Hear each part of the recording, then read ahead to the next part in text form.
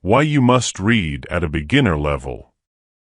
Why do I need to read in English? My students often ask me this. They think, I go to classes, I do my homework, I watch films in English. Why should I read books? Actually, reading is the best way to improve your English. I will tell you why. First, reading is very important now. In 2006, only 1 in 100 people went to university. Now, 7 in 100 people go to university. All jobs need more reading and writing than 100 years ago. This is true for everyone. It doesn't matter if you're an office worker or a mechanic. Second, reading will improve your speaking, writing, vocabulary, and grammar better than any other way. It won't improve your listening, but it will improve your vocabulary. When you have a better vocabulary, you can listen more easily and improve your listening that way. In school, you probably read lots of English. You probably read boring textbooks and stories with exercises at the end. But I'm not talking about that. I'm talking about reading for pleasure. Pleasure means reading a book you enjoy because you enjoy it. You are not reading because your teacher said, read this book. You are not reading because you think, I should read this book. You are reading because you want to. In 1965, they did an experiment in schools in America. These schools were for boys who had committed crimes. For example, some of them stole things. They gave some of the boys free books. They were fun books like James Bond. They said, you can do what you want. You don't have to read the books. But the boys did read the books. They read a lot of books. Some boys read a book every 2 days. After 2 years, they gave the students a test. The students who got the books got better at reading and writing, and they liked school more. The students who did not get the books did not get better at reading and writing. Actually, some of them got worse. This isn't just true for native speakers. They also did an experiment on students learning English in the Fiji Islands. They used 3 ways to teach. The first way was normal English teaching. They did grammar classes, exercises, and so on. The second way was reading in silence. The students read books in class. The third way was reading together. The teacher read books to the students. After 1 year, the 2 ways with reading were the best. They were much better than the students who did normal English classes. They did the experiment again in Singapore. There, the students who read in silence did very well. They did the best in grammar tests. Other students did grammar classes, but they did worse in grammar tests. In normal classes, we try to remember grammar and vocabulary. When we read, we learn them naturally. Maybe you're thinking, when I read in English, it's too hard. I have to use the dictionary all the time. It's boring. I can't do it. I understand.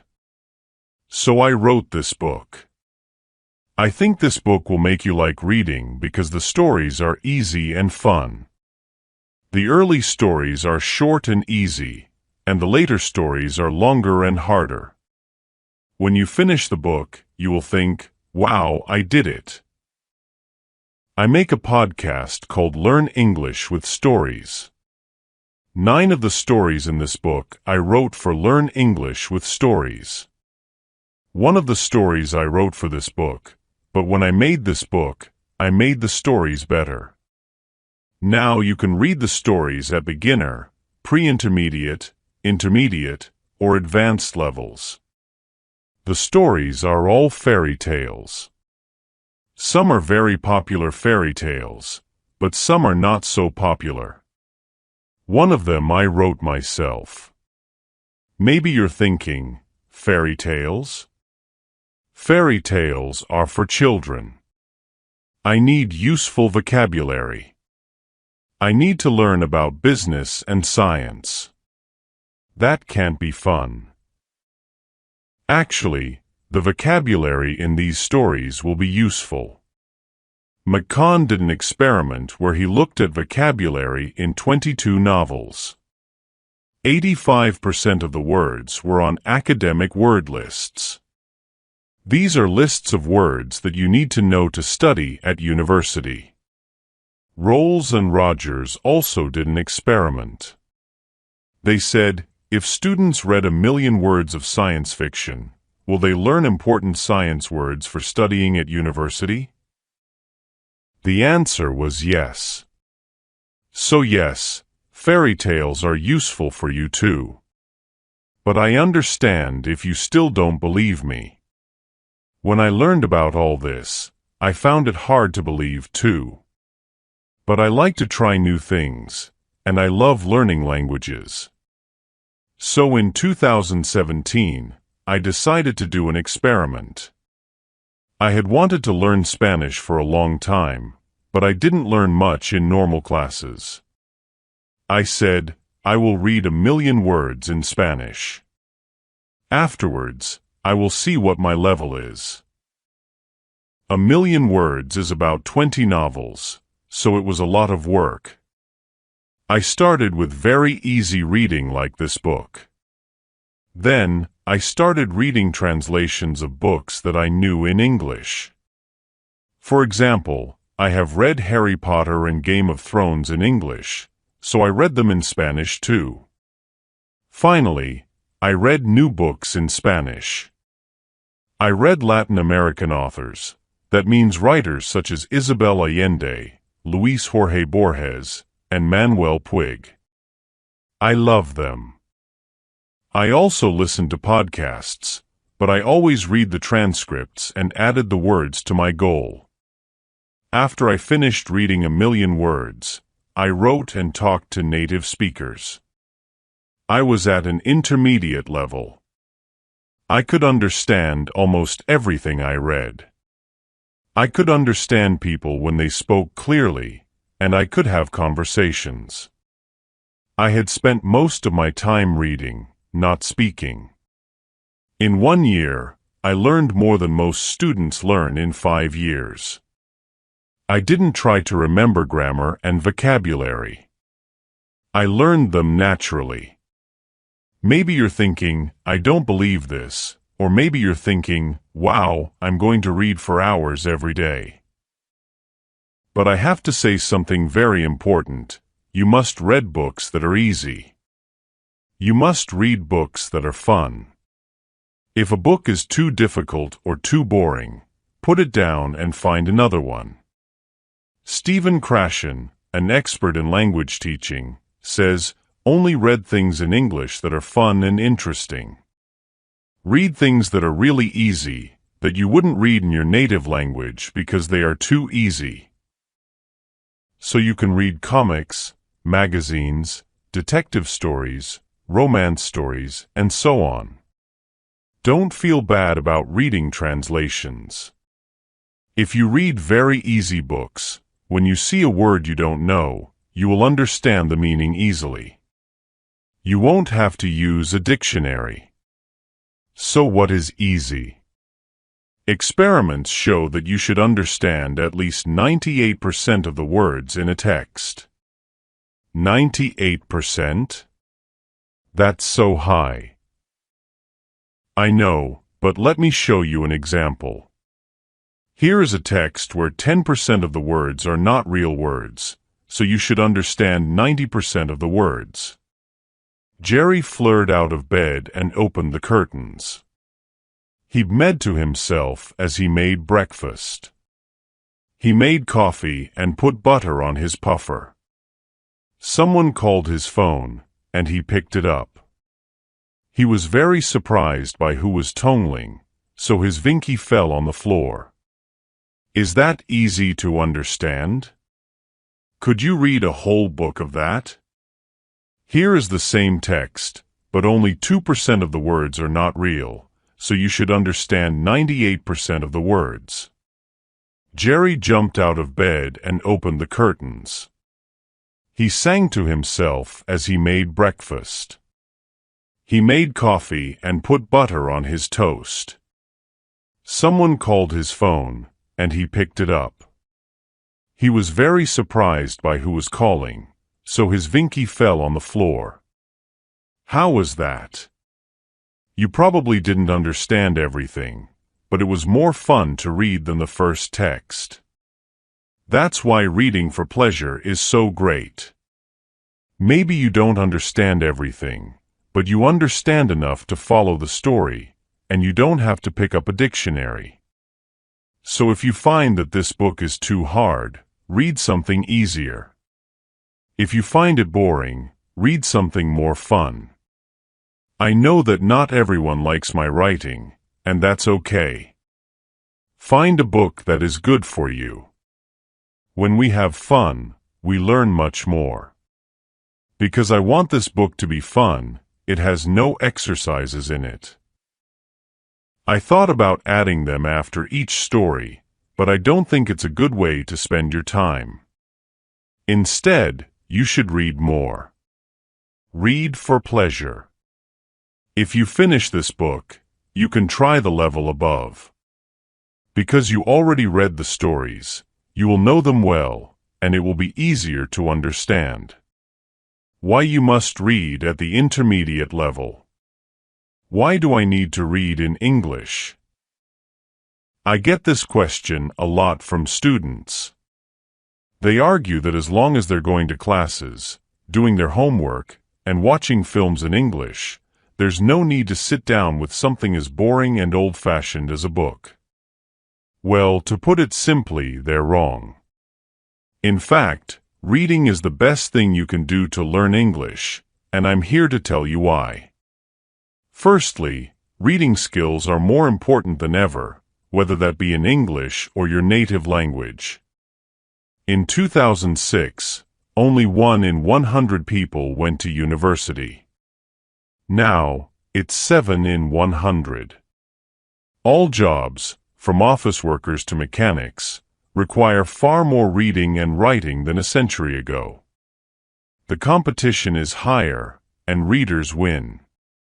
Secondly, reading is the best way to improve proficiency in English overall. Yes, you heard me right. Reading will improve your speaking, writing, vocabulary, and grammar far more efficiently than any other method. It won't improve your listening skills, but it will give you the vocabulary necessary to train your ear quickly. But it's not just any reading we're talking about. In school, you probably read lots in English, boring textbooks and stories with exercises at the end. No, we're not talking about that. We're talking about reading for pleasure. That means reading a book because you enjoy it, not because your teacher told you to, not because it's what you're supposed to read to improve your English. No questions, no book reports, just pure pleasure. Yeah, right, you're probably thinking. That's too good to be true. Let me show you. In 1965, an experiment was carried out in juvenile delinquent reform centers in America. One group of the students was given free books. They made sure they were exciting books that would appeal to young boys, such as James Bond. But unlike most reading programs, they were not required to read the books. They were simply given them. They could throw the books away, give them back, or draw on the pages, and nobody would punish them for it. But the boys did read them. They read a lot of them. Some of them read a book every 2 days. At the end of 2 years, they tested the students. Not only did their reading and writing greatly improve, but so did their attitude toward school. But the students who were not on this program stayed the same. In fact, some of them got worse over the 2 years.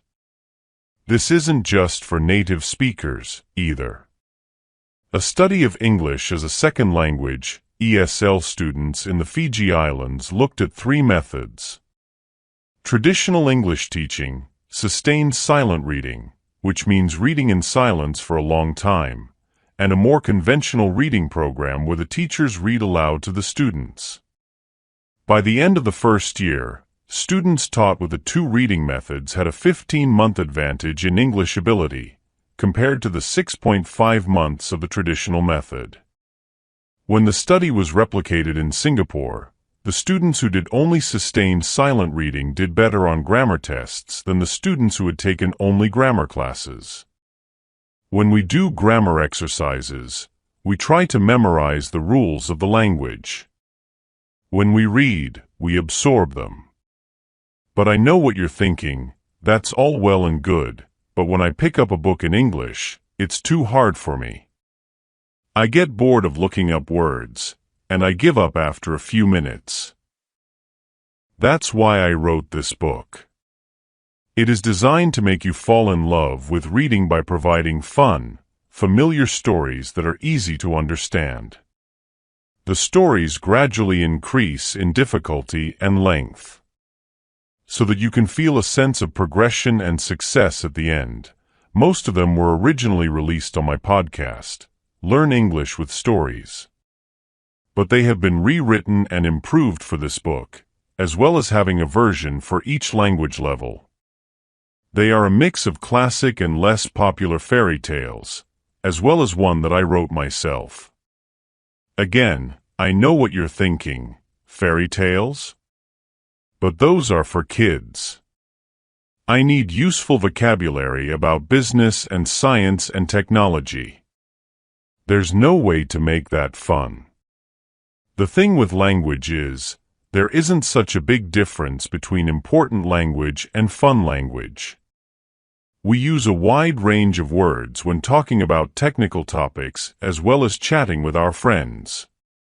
A study by McQuillan examined vocabulary in 22 novels and found that they included 85% of words on academic word lists. Rolls and Rogers found that if a student read 1 million words of science fiction, they would acquire many of the technical words required for a science degree. So yes, reading fairy tales will help your English in all areas, even for academic purposes. As an English teacher, I've seen many times that the students who do the best are those who read the most. For university, for business, or just for travel, reading is the factor that predicts success. But I understand if you're still unsure. When I learned about all this, I was 2. But I like to experiment, and I have a passion for learning languages. So, in 2017, I had wanted to learn Spanish for a long time, but aside from struggling with Duolingo and not really learning anything, I hadn't made a serious attempt. I set myself a goal. I would read 1 million words in Spanish and see what my level was afterwards. 1 million words is roughly 20 standard-length novels, so it was a huge task. I started with very easy resources like transcripts of podcasts for learners, but I avoided anything that felt too much like work.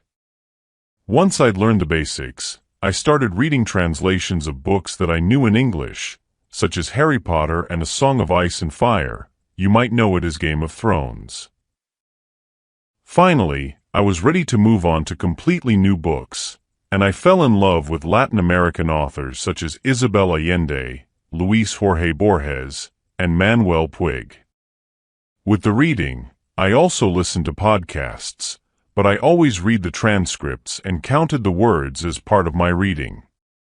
After I achieved my goal, I tested myself by writing and talking to native speakers and found I was at a decent intermediate level.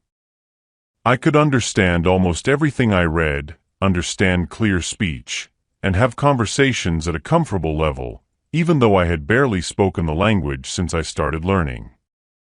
I had been learning for about a year, and I had made more progress than most students make in 5 years.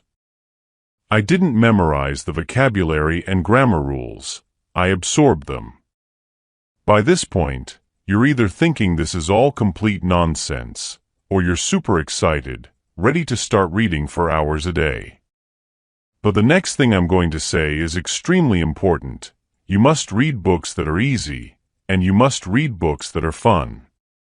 If a book is too difficult or too boring, put it down and find another one. Stephen Krashen, an expert in the field of second language acquisition, says to read only material in the second language that is genuinely fun and interesting, material that is so easy that you probably feel guilty reading it in your primary language. This is your excuse to read comics, magazines, detective stories, romances, etc. There is no shame in reading translations. Ideally, you want to be reading a book so easy that when you see a word you don't know, you can understand the meaning from context. Research has shown that in order for this to happen, the text needs to be at least 98% known words. 98%?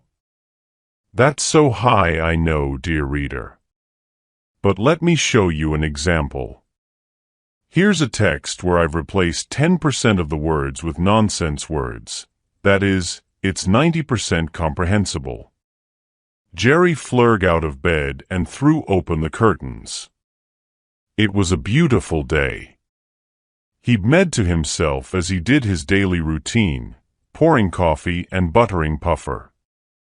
But then his phone rang, and the person calling was so unexpected that he dropped his Vinky on the floor. Is that easy to understand?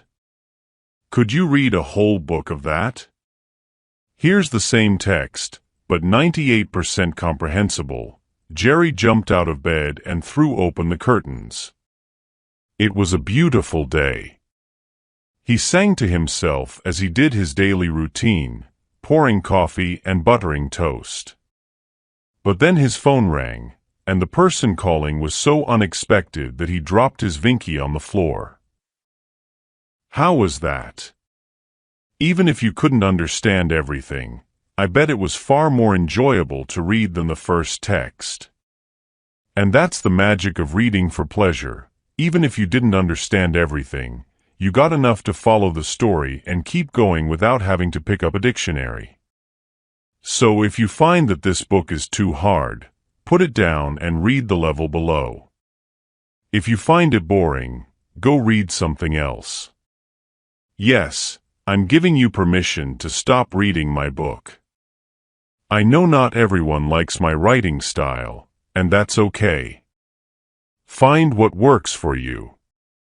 As you read, focus on the meaning of the stories and don't sweat it if you don't understand every single word.